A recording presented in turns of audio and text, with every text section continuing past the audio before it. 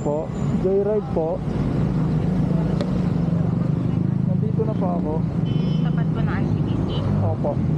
Okay po. For a while. Thank you.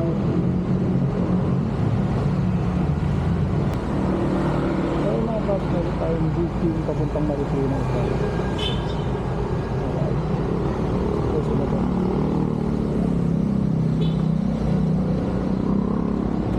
Daily din po.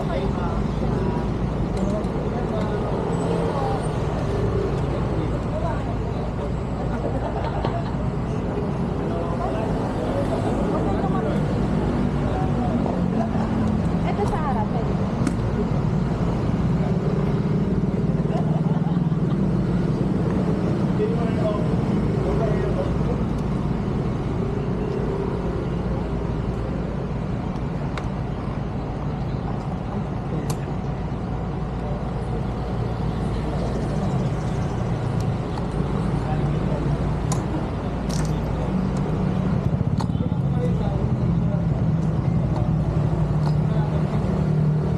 Naka-intercom kayo? Opo, okay lang ba? Naka-video nga ako ma'am eh. Naka-video po ako kayo. Saan ba tayo pwedeng tumama? Gusto nyo dito o piliman tayo? Oo. Matraffic kasi dito. Pwede tayo mag-cancel eh.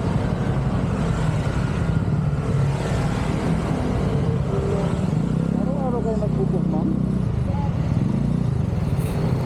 Bago nga pala ako umuwi galing trabaho, binuksan ko yung Joyride apps ko bago ako kumuha ng booking ko ngayong hapon ng Huwebes, taong kasalukuyan. Hayaan nyo na ako ipakilala ang aking sarili. Ako nga pala si Litong TV, certified kasundo since 2019 pa ako kay Joyride bilang MC Taxi. Hanggang sa nakuha ko nga yung booking ng isang magandang customer ko ngayong hapon. Ang kagandahan pa dito kay ma'am, hindi lang yung kagandahan panlabas lang yung pinakita niya sa akin, pati kagandahan panloob na din ang mayroon siya. Masyado niya ako pinahanga, nasa kanya na ang lahat mga paps.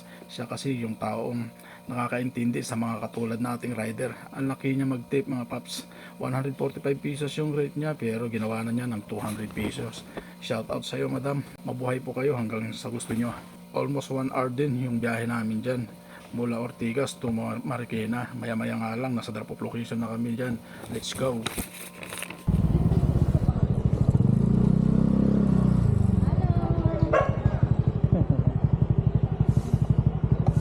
Hawak po.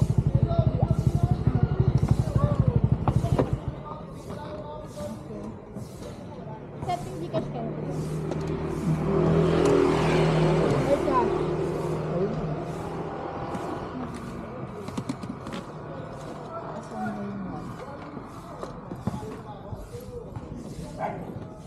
Ano na lang para hindi na ako mag...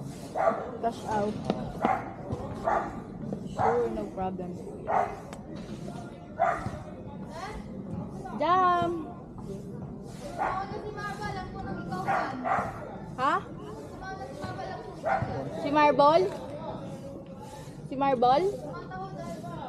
Okay. Keep the change. Okay na yan. Thank you mama. Sure, no problem. No problem, kuya. Ride safe always. Ingat. Opo. Hindi ka dito. Tulungan mo ako. Help mo ako. Sana isakay ulit kita. Sure, kuya. Pag ano, pag walang mabook, siya na. Thank you. Kain niya niya ako dyan. Bye Bye, kuya. Bye Ride po. safe. Tag mo ako, kuya, dyan. Sa vlog mo.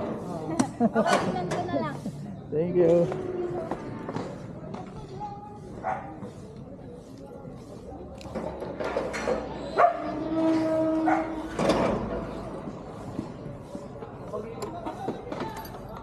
Ayun mga paps, so nandito tayo sa Marikina. So nag-tip si ma'am ng 43. Laki ng tip niya mga paps, so malaking bagay na sa atin yun.